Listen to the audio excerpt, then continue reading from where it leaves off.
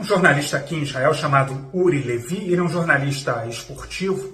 Ele escreveu uma coluna que eu considero bastante interessante no jornal Israel Hayom, que ele cita o seguinte, que aqueles eventos de caça aos judeus, como os próprios organizadores dessa perseguição aos judeus naquela noite posterior à partida entre Maccabi Tel Aviv e Ajax, denominaram nos grupos de WhatsApp, nos grupos de Telegram, onde eles combinaram as ações do que iria acontecer, eles chamaram de caça aos judeus.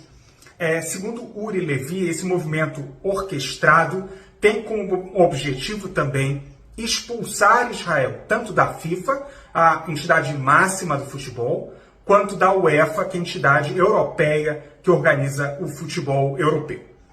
Na visão dele, esse seria um primeiro passo para retirar Israel, para expulsar Israel de outras entidades. É claro que isso não está deslocado do que está acontecendo em outras arenas também. E eu acho que um ponto importante, a partir do comentário dele, é perceber uma das consequências graves dessa guerra, para além das questões óbvias da morte de israelenses e palestinos.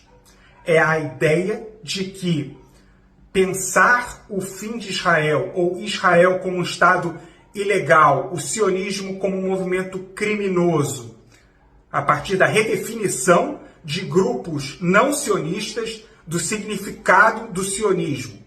A ideia de que Israel não deve existir e de que a não existência de Israel pode, apenas isso, solucionar o conflito entre israelenses e palestinos.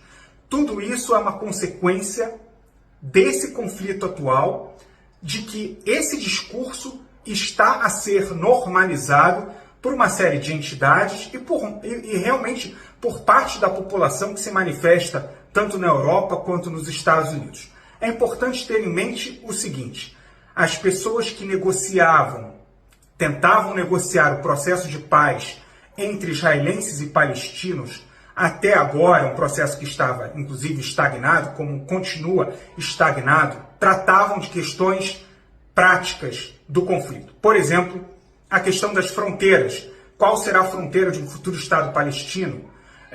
Qual será o destino de Jerusalém? Haverá uma capital de um futuro Estado palestino também em Jerusalém? Qual será o destino dos refugiados palestinos? Todas essas questões são questões práticas da negociação de uma solução de dois Estados. Agora não há mais esse tipo de discussão. O que existe é, em boa medida, a normalização do discurso do próprio Hamas.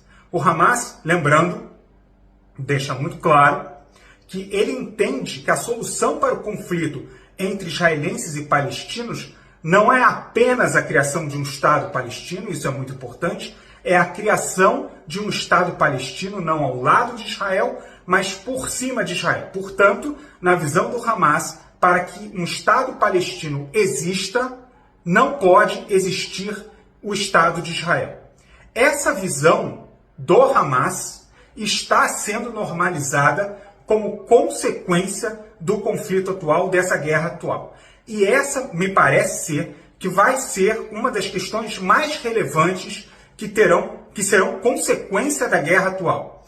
É preciso entender também como esse novo discurso, essa normalização sobre a visão do Hamas teórica, que eles pretendem que seja prática, do fim de Israel, vai impactar não apenas aqui o conflito entre israelenses e palestinos, mas a situação das comunidades judaicas fora de Israel, que estão percebendo o aumento do antissemitismo, na medida em que o sionismo passou a ser criminalizado, a defesa da existência do Estado de Israel também passou a ser criminalizada. Veja, aqui não está sendo discutido críticas ao Estado de Israel. É legítimo fazer críticas ao Estado de Israel, na mesma medida que é legítimo fazer críticas a qualquer política de qualquer Estado.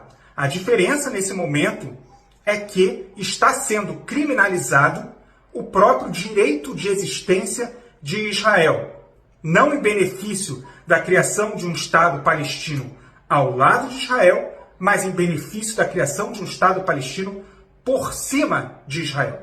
E esse é, no meu entendimento, uma das consequências, essa é, no meu entendimento, uma das consequências mais graves do conflito atual e o que isso pode representar a partir do fim desse conflito.